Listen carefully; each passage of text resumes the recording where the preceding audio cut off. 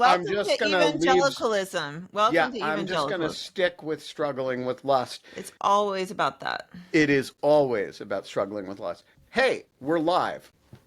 Um, it is Thursday, the 9th day of October, and uh, it is the year of our Lord 2025. I am back in my chair, though not my hammock. Uh, It is after only getting stuck for like 3 hours in O'Hare Airport yesterday, which I considered a triumph. I was only back a couple hours later than I expected to be.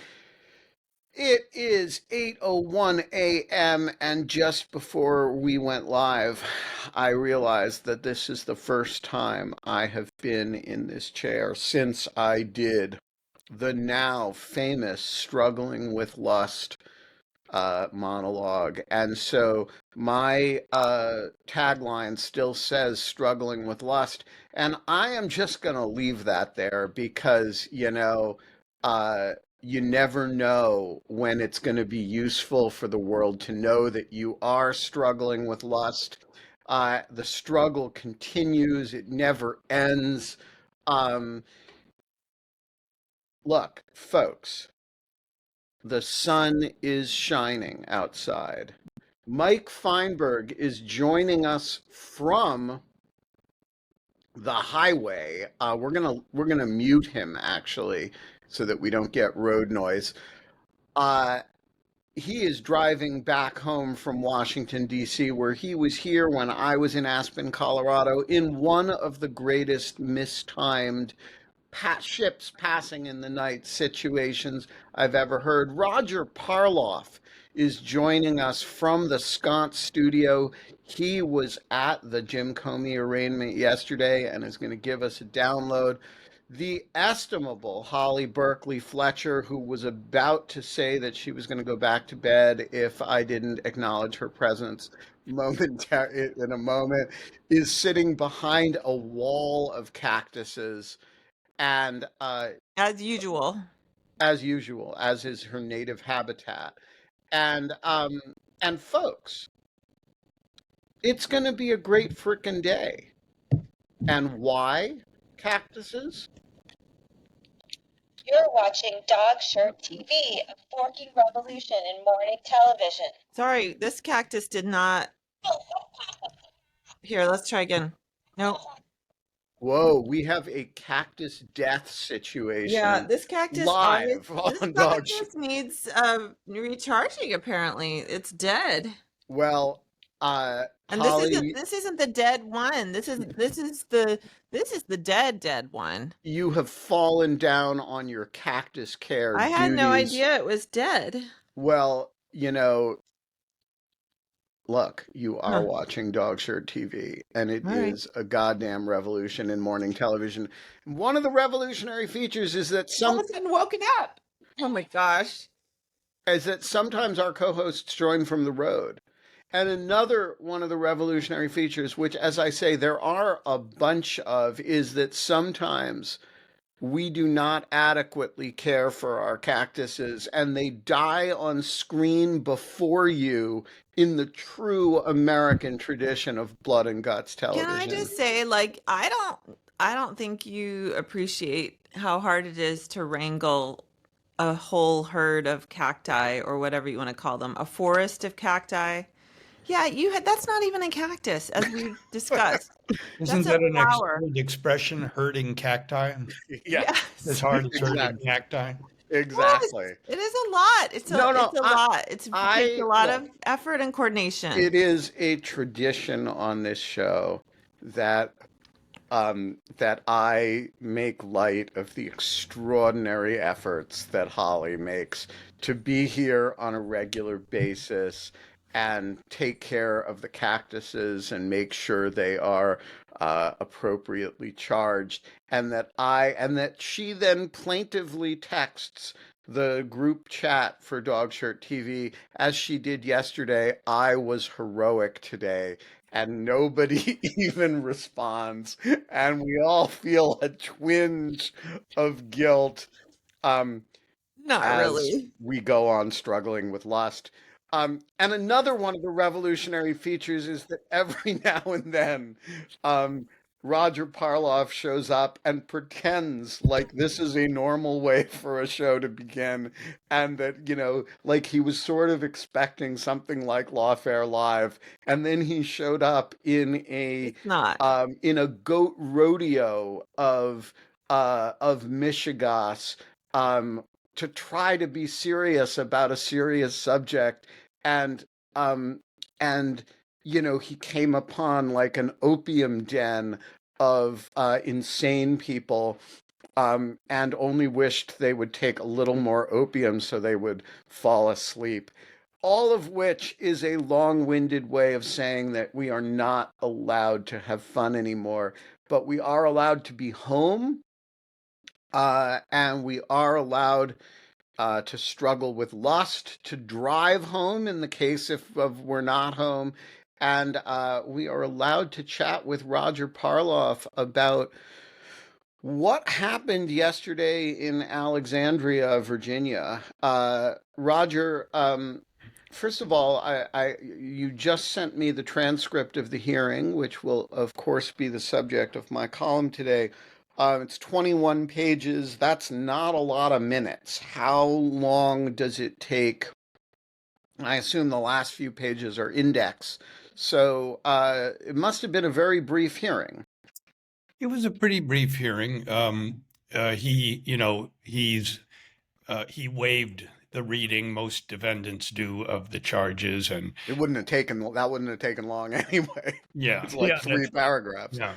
Um, but incidentally, I do want to say before I even get to that in line, I was next to a former FBI agent, and also a guy from Le Monde, the French thing, came up to me. He didn't know I was a journalist, and he just wanted to know what people were doing. And in both cases, I identified myself as being with Lawfare, and both said, "Oh, Mike Feinberg writes for you," and including the guy from Le Monde, which I thought was really impressive. But Well, Mike, are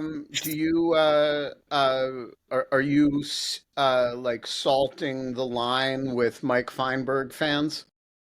Not at all, but I think I know who you're talking about from Le Monde, because I've heard rumors he's been trying to get in touch with me for quite some time, and one of the reasons I was in DC last night was for an event I was doing with a New York Times reporter talking about politicization of the FBI, and he actually showed up at it. oh, So I'm okay. not entirely surprised by that one. I am curious as to what ex-FBI agents would have been there, but I Yeah, I'm also not understand gonna. if you don't want to say his No, name. no. I just want to say that Yeah. Lamont doesn't know who I am, and no one has tried to get in touch with me from Lamont, shockingly. But I will say that I was at the Bulwark event last night, and a few people recognized me from this show. So, Wow. yeah, like Wait, maybe three people. uh, so look, I have never been recognized. I've just spent the last 3 days in Aspen, Colorado, mostly in the basement of a hotel, which it seems like a weird reason to go to Aspen if you're going to. It's not just like spend the time in a conference, in like nice facility. We were actually literally in a basement room, so I sort of feel like and by the way, I don't deal with altitude very well, so I was kind of Aspen's really high, and so I and Lawfare Slack was going out of control, and I couldn't keep up, and I was a little bit lightheaded, and there was a lot going on in the conference, and so I am actually bewilderingly out of date with everything, and it is great to have 21 pages of transcript to catch up on because that is something tangible, um, and It so. Walk us through, Roger, Yeah. after the line where everybody wanted to, Yeah. touch you because you'd met Mike Feinberg. This Um, so this is very brisk, and actually, we were preparing for an enormous crowd, and it was not. I mean, you did need overflow, but you could get in. It was not, and another person in line was Glenn Kirshner, the former MSNBC guy, and he said, well, Comey isn't like a hero to a lot of, the blue sky crowd, as it were. So it's not like uh, everyone came out to. That might have kept the crowd down. I'm not sure. Any, I mean, it's a really interesting point. Like, on the one hand, this case has going after your political enemies. It has that in the purest form purist, we yeah, have really ever seen yeah. in the United States since, like maybe Eugene Debs spoke out against World War One or something, um, uh, which was at least illegal, Yeah. if unconstitutional, right? Like Debs was guilty of violating the law. Um, uh, it has the craziness of the Trump operation and corruption of the Justice Department. And for people like Mike Feinberg, it has a sympathetic defendant. I don't want to speak for Mike, but I think there are a lot of people like bureau bureau folks, both current and former, who have a certain reverence for Jim Comey. But outside of that, and a bunch of people who worked with him in the Southern District of New York, this is a guy without a constituency. Mhm. And I do wonder how that affect. Oh, there is one other thing it has going for it. He's completely innocent of the relevant charges. So it is, among other things, an innocence case. Yeah, Um, rule of law people might be offended by this. right, but even some of them feel the need to caveat it with, "I can't believe I'm defending Jim Comey," Mm. but which is sort of the way I would talk about John Bolton.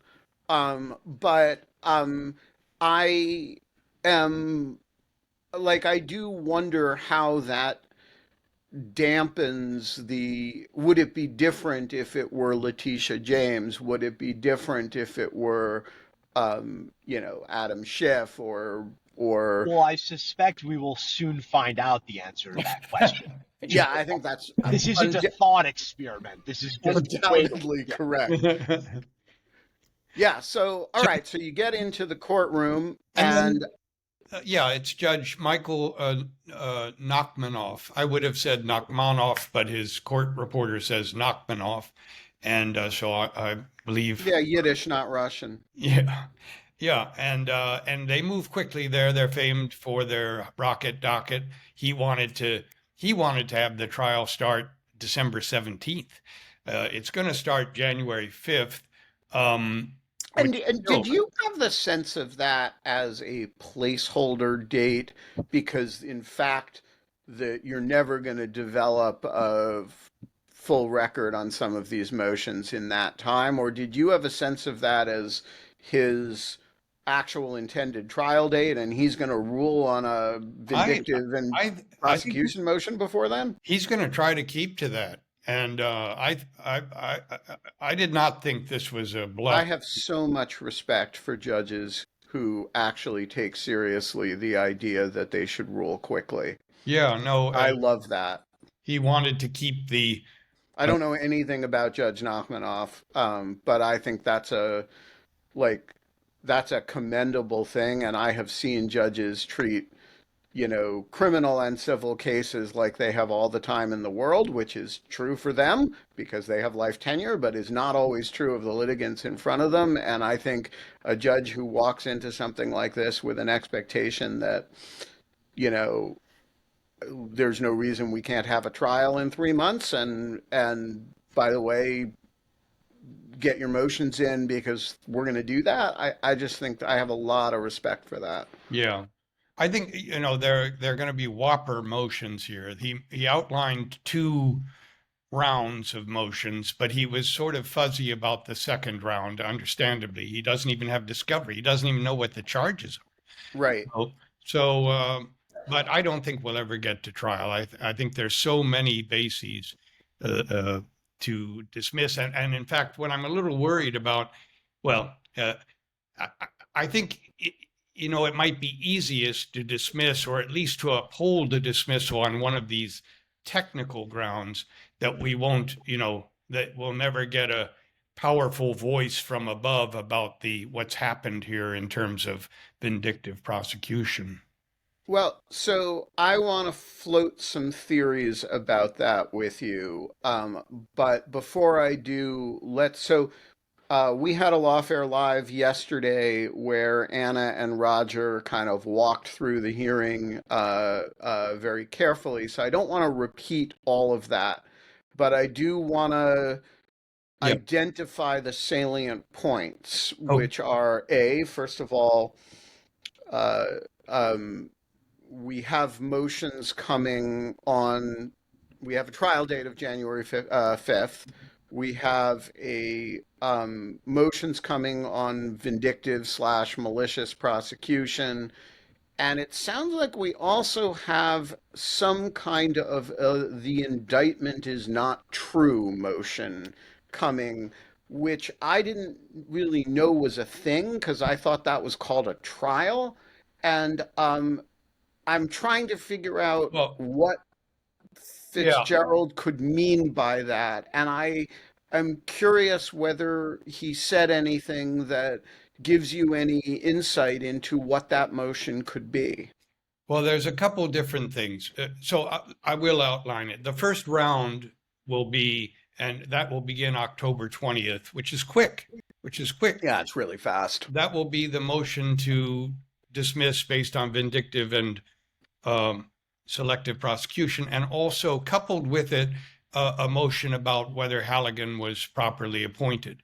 And those sort of go together because the idea that you had to fire one U.S. attorney and jam And down, illegally appoint another in order to get this done maliciously. that sort of goes these- to the yeah. vindictiveness.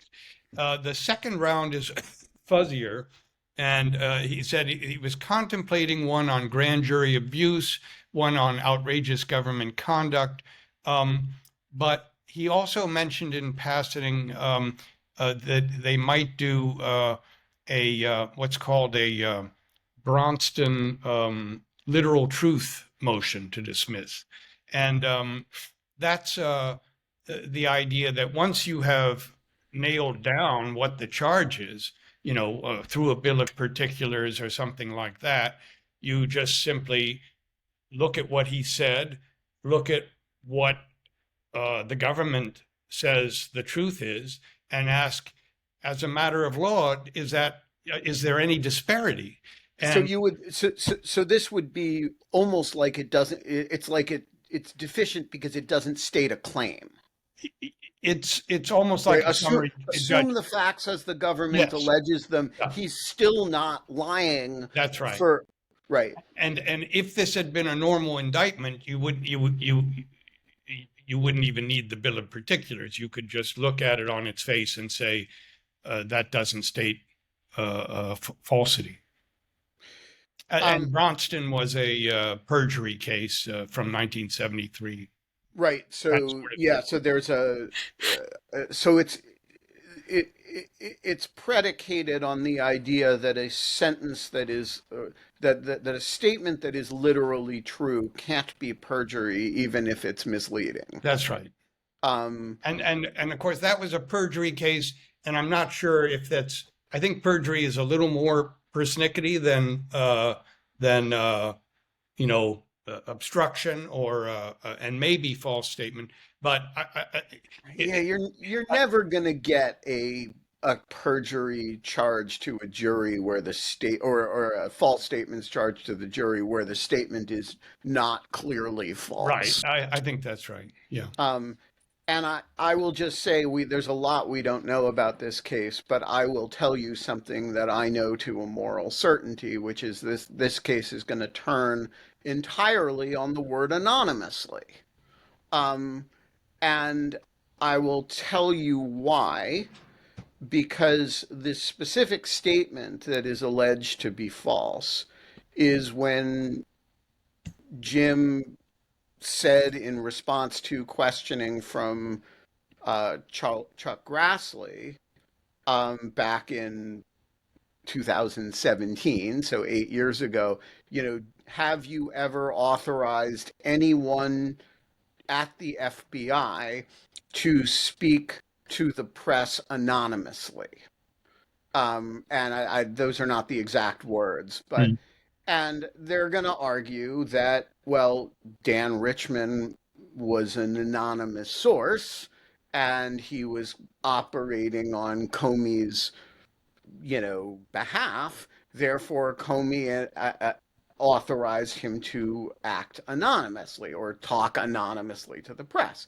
And of course, there's two things wrong with this, or several things wrong with this. Number one, it's not clear whether Dan Richman, who is a professor at Columbia University, is at the FBI at all, even though he was a special government employee for some period of time.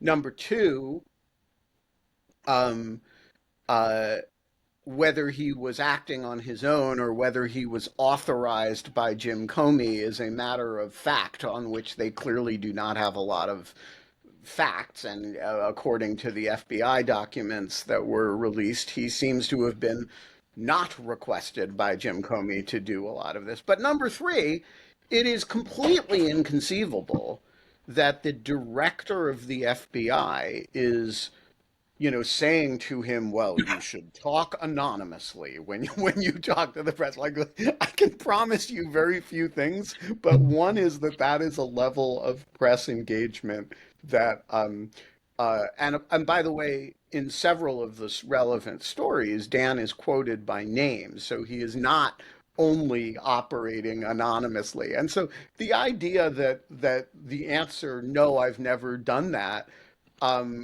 that you're going to prove that false with um, you know, with Dan Richman's engagement with, it's just silly. Yeah. Um, And there are some cases out there.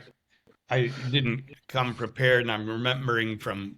So this will just be approximate, but I think I remember one where um, uh, it was sort of like this one in that he was being asked about prior testimony and said, and that was your testimony, wasn't it? And the prior testimony was clearly false in the and case. he's like, yes, that was my Yeah. testimony. That was my testimony. Yes. And That's true.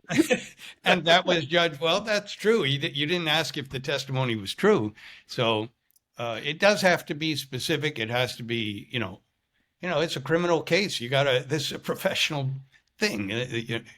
I will say it will not be enough for Fitzgerald to win on the basis. This gets into the technical points that you make. There are so many technical bases in which you could throw this out, but it's going to be important for Jim to win because this is bullshit and he didn't do anything wrong. Yeah. And how you merge the um this is a malicious prosecution with an I didn't lie to Congress defense. If you're gonna Yeah. win on malicious bullshit and you appointed a prosecutor illegally and technically the law does not criminalize this sort of thing, it's going to be important to frame that in a way that emphasizes the allegation is untrue. There was nothing unreasonable about Comey's testimony either in 2017 or in 2020, in September of 2020. Holly, do you have thoughts, questions? Mike, do you have thoughts, I questions? have just a general question about court proceedings. And so I know there's no cameras allowed of any kind in federal court. Right, although Um, Alexandria has a particularly deranged set of rules. I mean, they don't even allow, you know, aura rings. I mean, I'm from the intelligence community, so that's our normal life too. Like, Right, so you can't bring a Apple Watch, you can't do any of that. And I saw right, but you're not a bunch of journalists. no, Right? that's true. We It's a try little not to tricky deal in with an open journalists. court proceeding And when the you Try funny can't. never thing to is, speak. now nobody knows what time it is because nobody has a watch. No one has a phone. And anyway, Yeah, welcome to my world. Welcome to my world. And I saw his courtroom sketch, and I thought it was, as courtroom sketches go, I thought it was pretty flattering. But why are we still doing courtroom sketches? I really do not understand the purpose of a courtroom sketch. Like what is the point of that?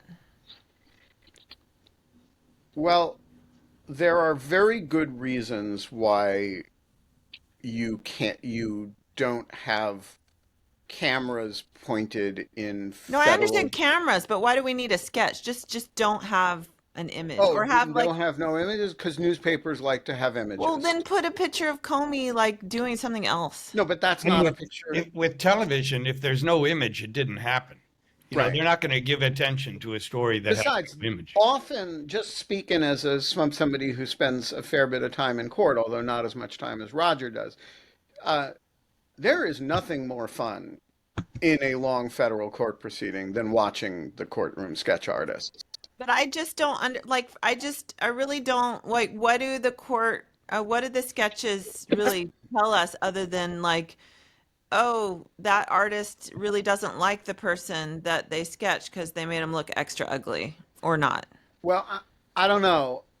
I Diddy looks love watching bad, the sketch man. artists, and the That was not a better good one. ones, like they do their for publication sketches, but then they do these, like there was a woman at the Trump trial who was just sketching, like it was like I don't even know that I think that a bunch of them have sold for large amounts of money, but she was just there doing like wacky art based on the testimony, and it was fabulous.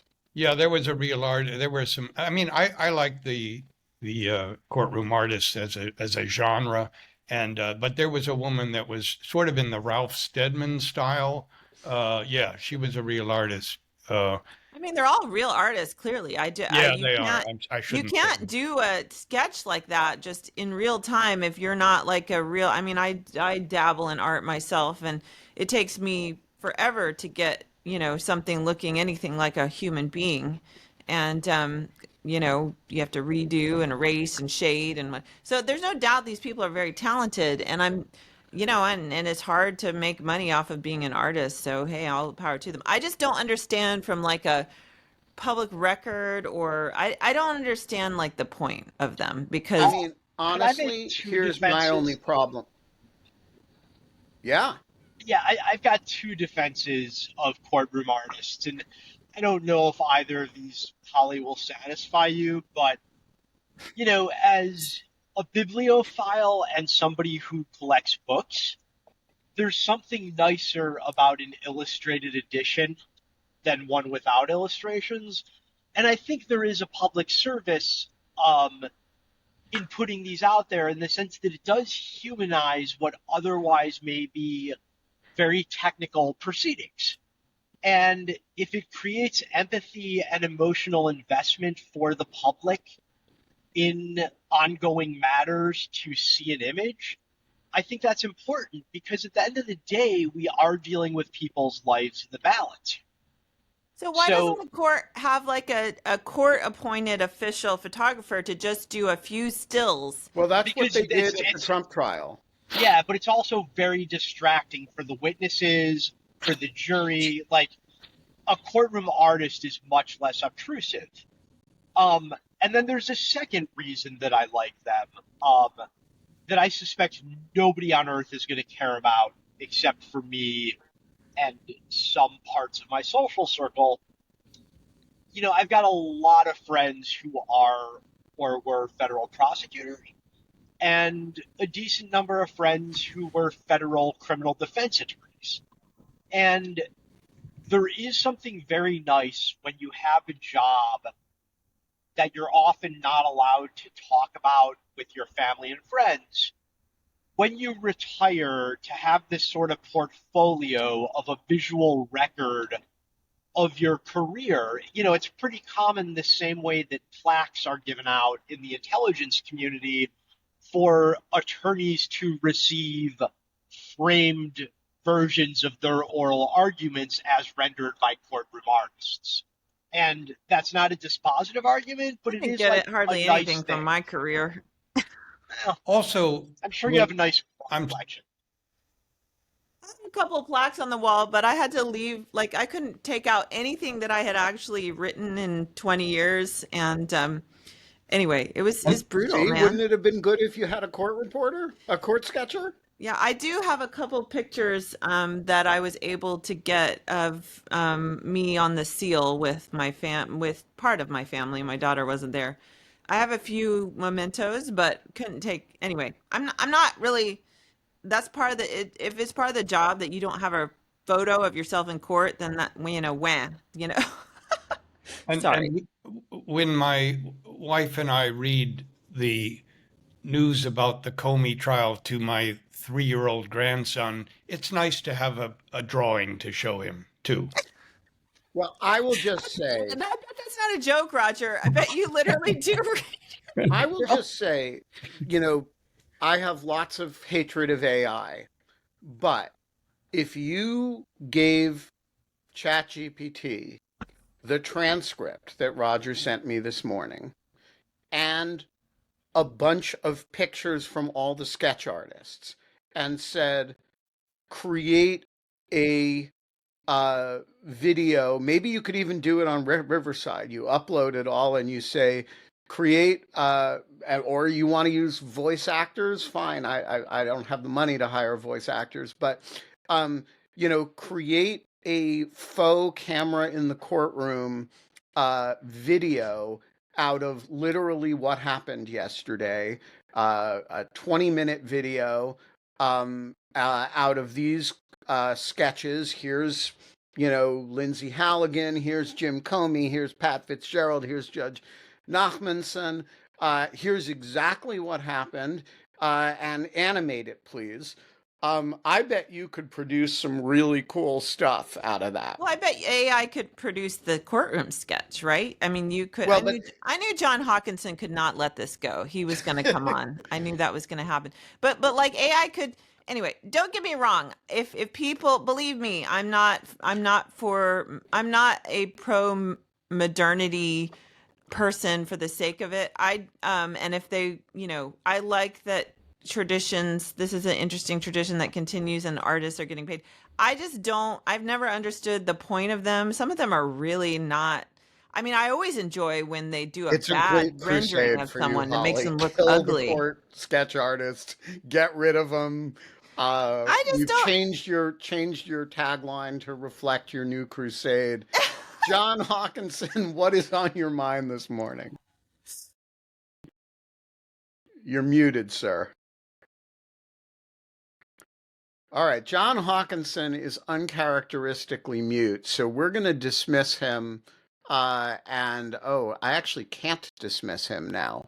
He is not merely mute, but he's now a permanent fixture of the screen. So John is just going to sit there.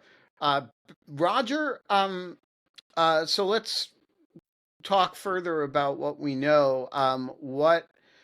It sounds like the prosecution was in mild disarray, if only because nobody had gotten themselves arraigned yet. I think Fitzgerald said that he had his first substantive conversation with them the afternoon before. And did he say who he talked to? No, I assume it wasn't Halligan. Right. I think it was Lemons, Nathaniel Lemons, who goes by his middle name, Tyler. Um, in fact, there was some body language at the beginning before the thing started. Four of the lawyers were cordially speaking at the top, more at the front of the room. Fitzgerald and the three prosecutors. The other defense lawyer is Jessica Carmichael. She was a local counsel. She was seated at the table. But all of his conversation, all of his remarks were going to Lemons, Fitzgerald's remarks. And Halligan was nodding vigorously as if she was in the conversation to show she was in the but it wasn't the normal thing where you face this person, you face that person. It was all to him. And That's really interesting. yeah, And did you take that as a show of contempt by a real U.S. attorney for a poser, or as something else? I didn't, but I just thought he was not remembering to be polite.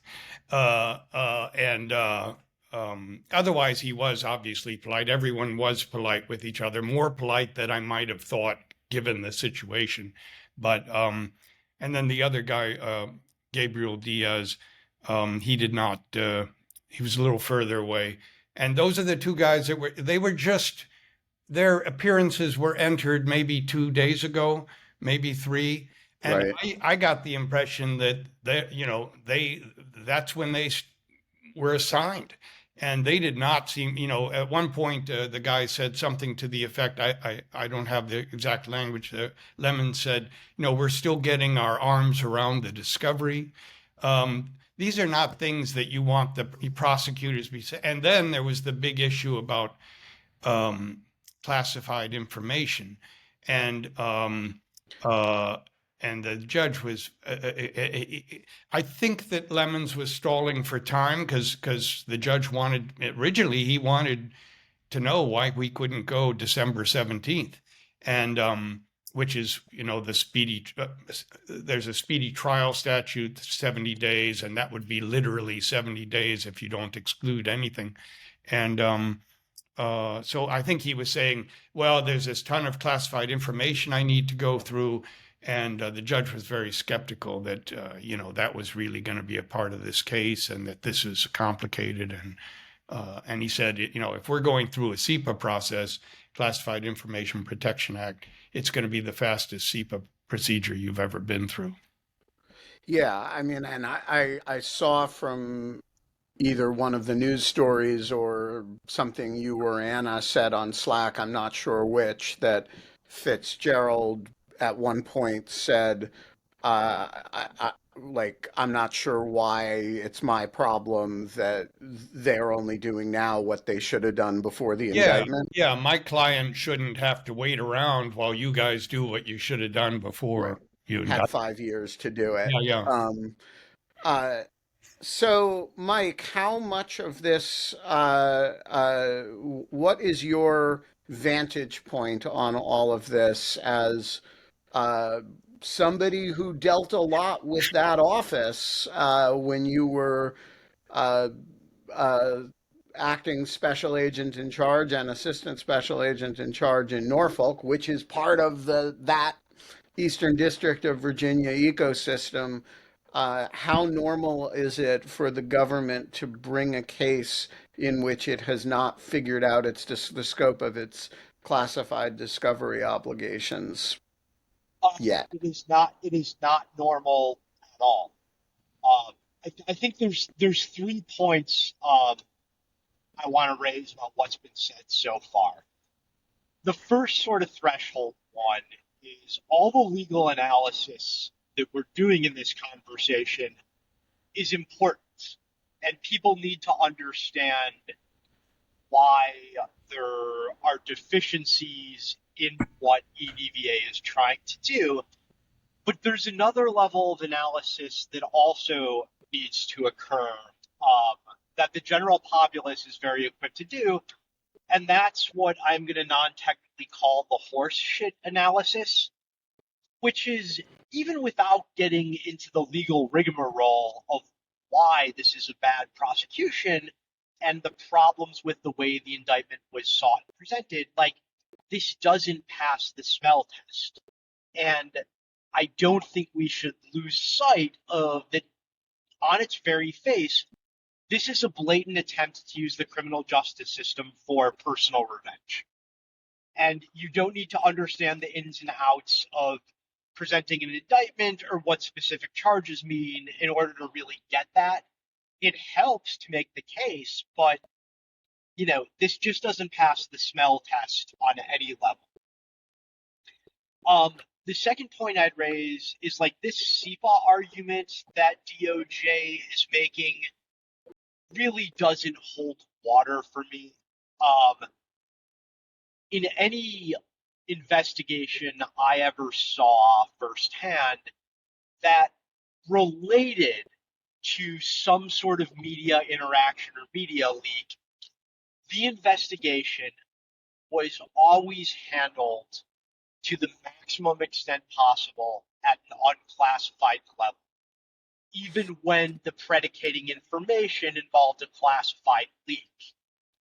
You investigate these matters with an eye to prosecution.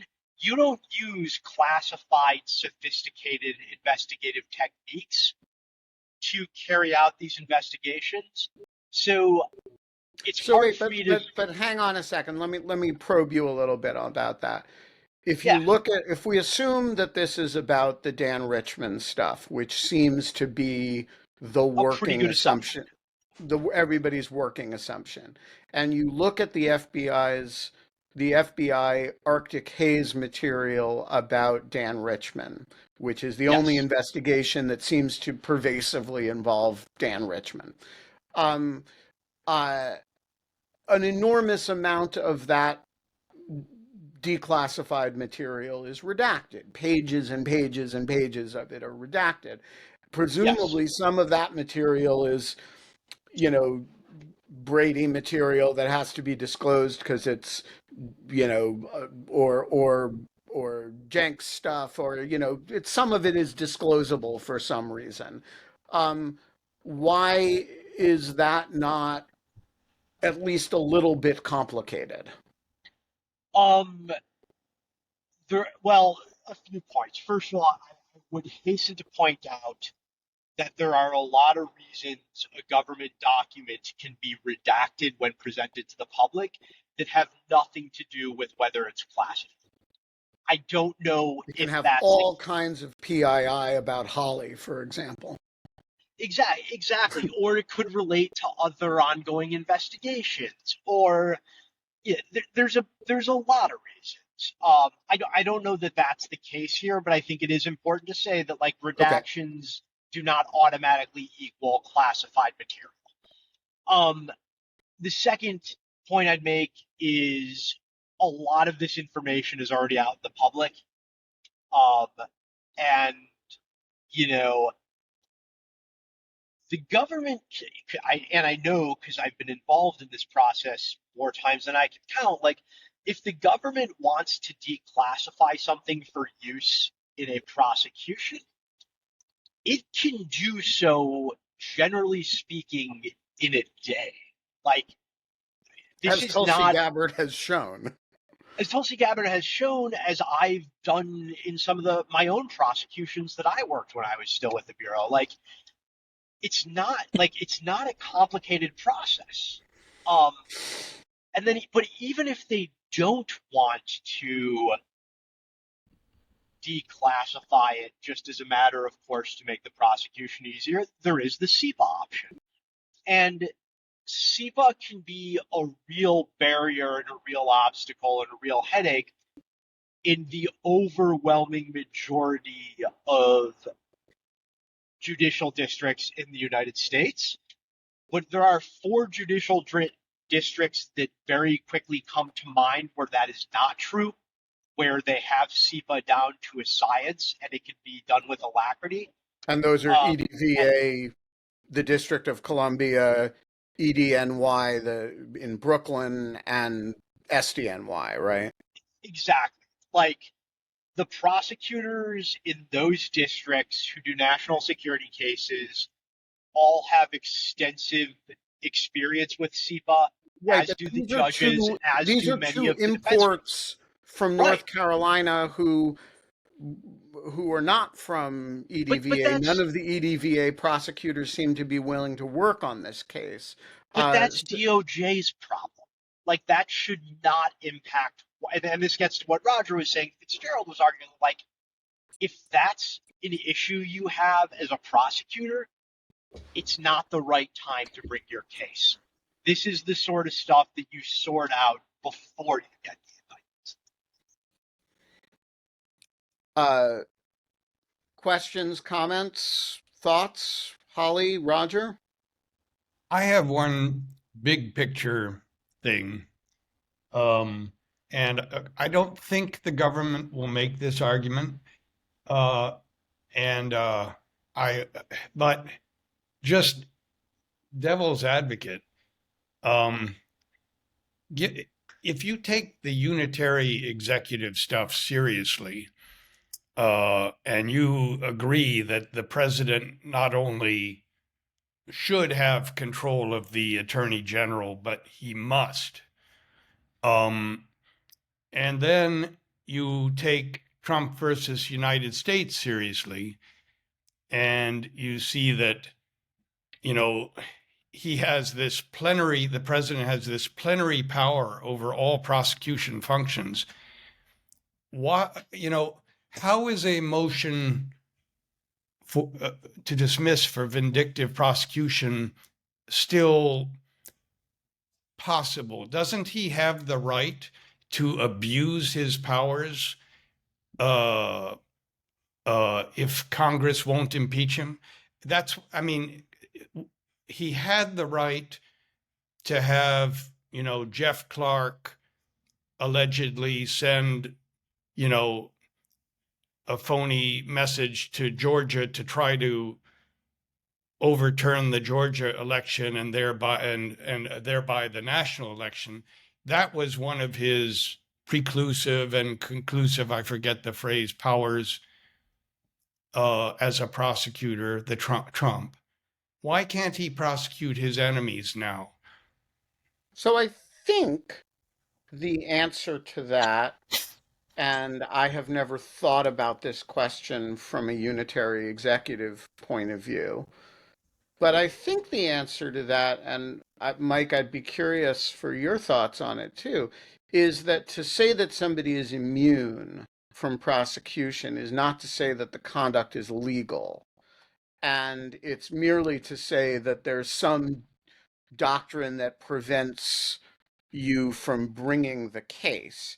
And so here they're being asked, is the conduct substantively legal to vindictively prosecute somebody? Let's just take the facts in the light most favorable to Comey for purposes of this conversation, or for this component of the conversation.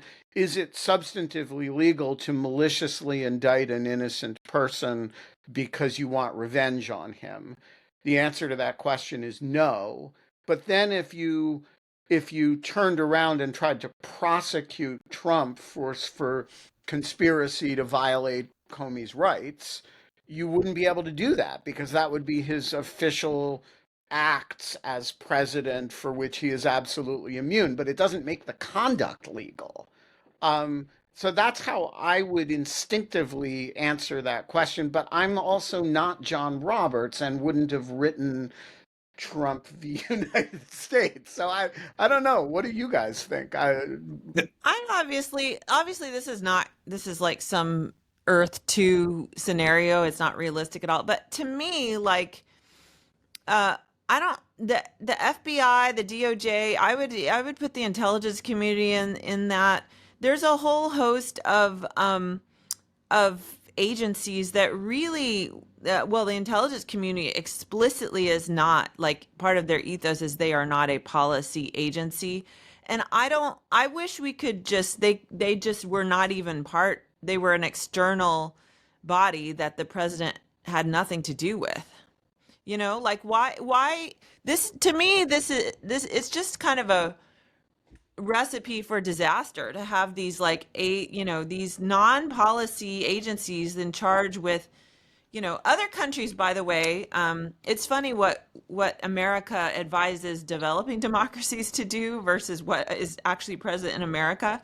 And like a lot of newer democracies have these um, anti-corruption agencies, by the way, that are just like, I mean, they still get politically corrupted sometimes, but ideally, and the way they're appointed is not under the president's And their purview. independence from the president, That's right. as in the case of Ukraine, recently caused the first and only major scandal to rock the Zelensky administration since the war. I mean, this caused large numbers, the independence of these two anti-corruption agencies caused large numbers of Yeah. Ukrainians to turn out in the streets against Zelensky.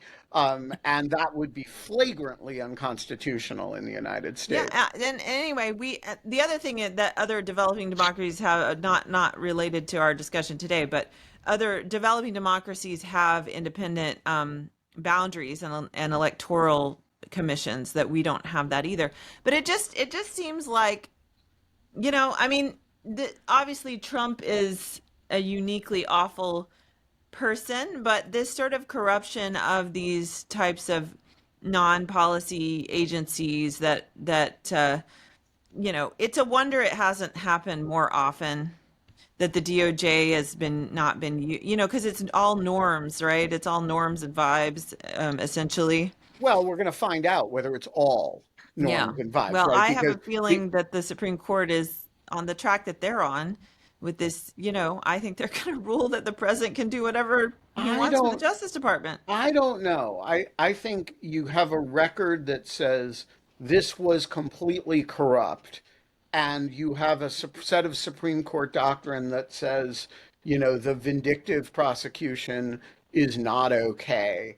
And I don't see how Trump v. United States gets you to the vindictive prosecution is okay. Mike, what do you think?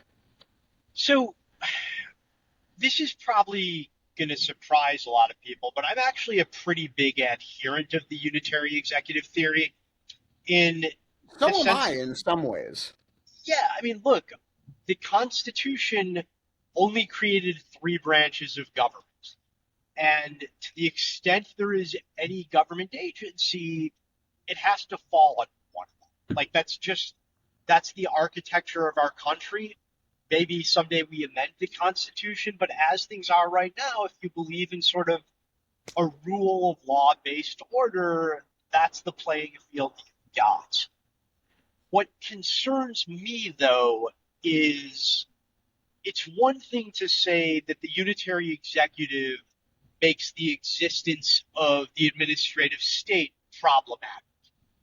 Um, I think overruling Chevron, for example, was the right decision because you have these weird agencies that have quasi lawmaking and law enforcement approval that are not necessarily part um, of the legislature, and they fall somewhere between the legislature and the executive. Like I can get behind that. But you can believe in a soft unitary executive and still maintain that there is such a thing as an abuse of executive power.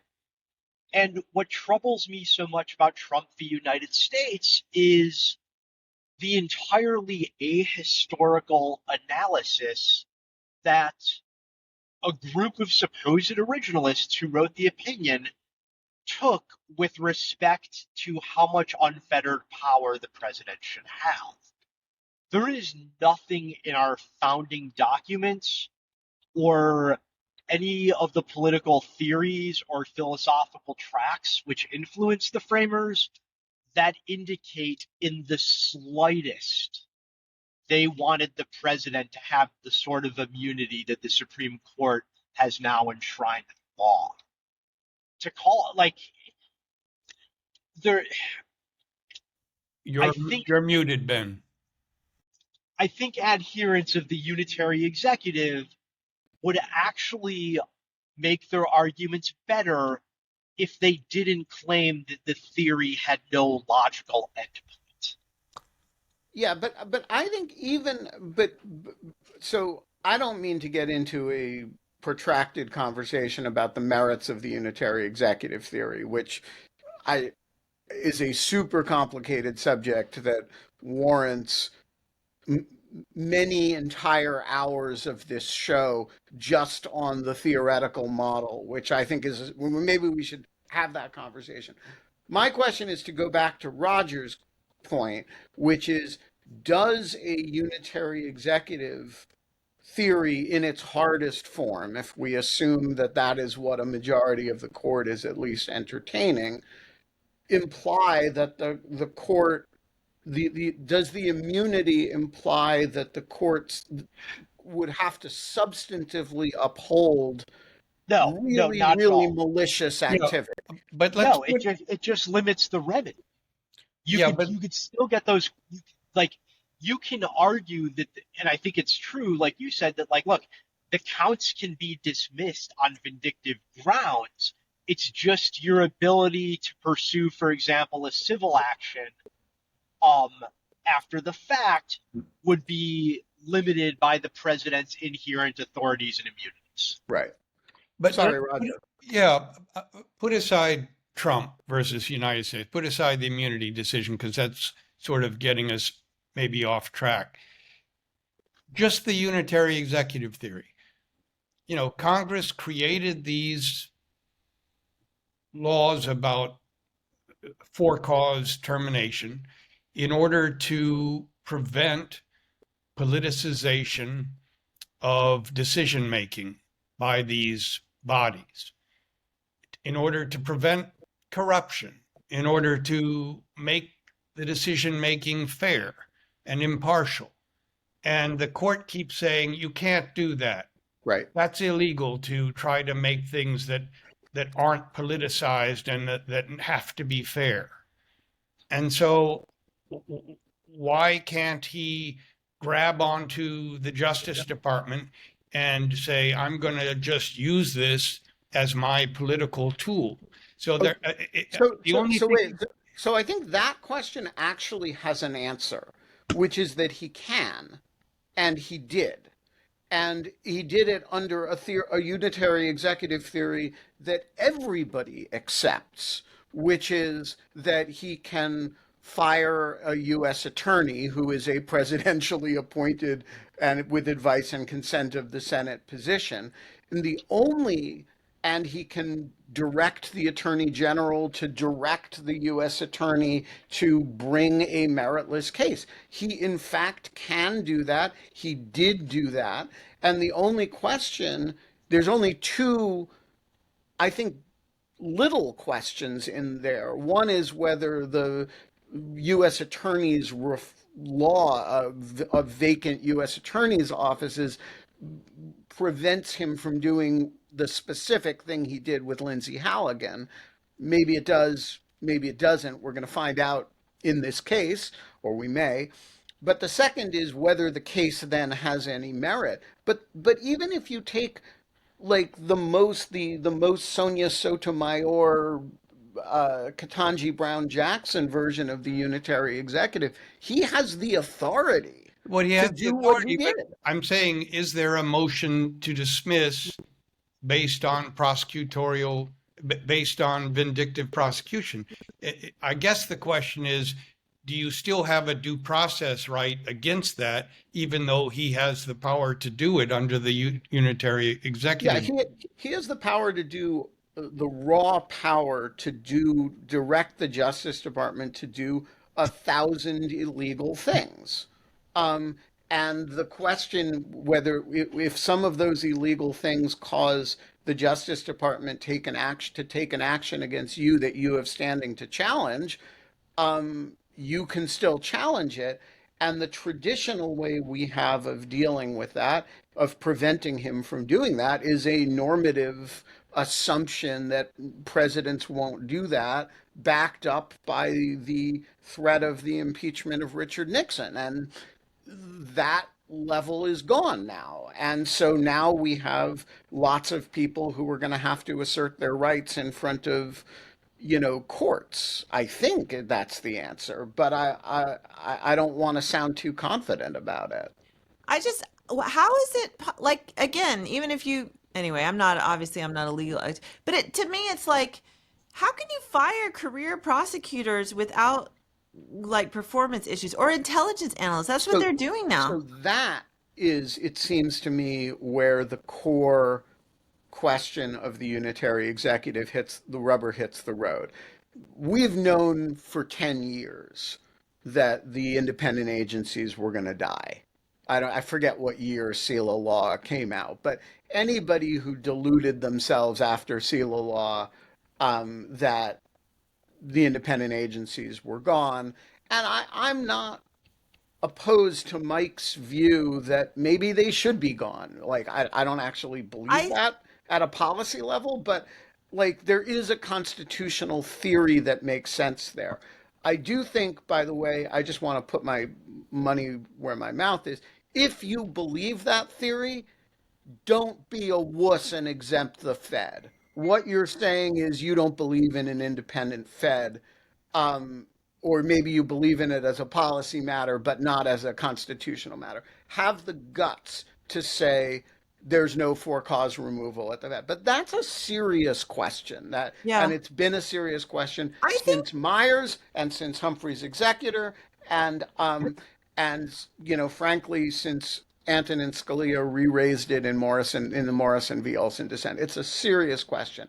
I I would, thought we had settled long ago the question of firing, of whether a civil service exists. And that, it seems to me, is where the unitary executive theory has some big questions to answer. so I would agree with Mike on most of these federal agencies that are, again, these are policy agencies or primarily policy agencies. But I just think some agencies are, not like definitionally per se or like in writing, designated as truly independent or non-policy agencies, like not connected to, like the law. The law is a entity into itself to me. Intelligence is not policy. Like there are some agencies that I feel like it should be accepted and designated as these are not under the purview of, these are meant to be completely independent Right. from politics. So Well, wait, that is a I would push back. perfectly good theory that is radically at odds with the American constitutional tradition. Well, then we Yeah, should change it. yeah. Look, I mean, Ollie, I think what you're Wait, saying. wait, Mike, I'm gonna cut you off because we are already 2 minutes overdue, and it is totally clear to me that we need to have a unitary executive primer conversation. Uh, is it a good idea? What is it? Should we keep it? And what does it should it mean in practice? And I declare that that conversation will begin tomorrow morning at 8 o'clock. You are all invited, uh, folks. We're going to be back tomorrow. There's not going to be a guest because we're going to be talking about the unitary executive, what it is, what it isn't. Does it have substantive components or is it just a managerial thing? And is it a friend or fiend? And in which form is it a friend? And in which form is it a fiend? All of that is going to be tomorrow. I have no idea which of the four of us is going to be here except me.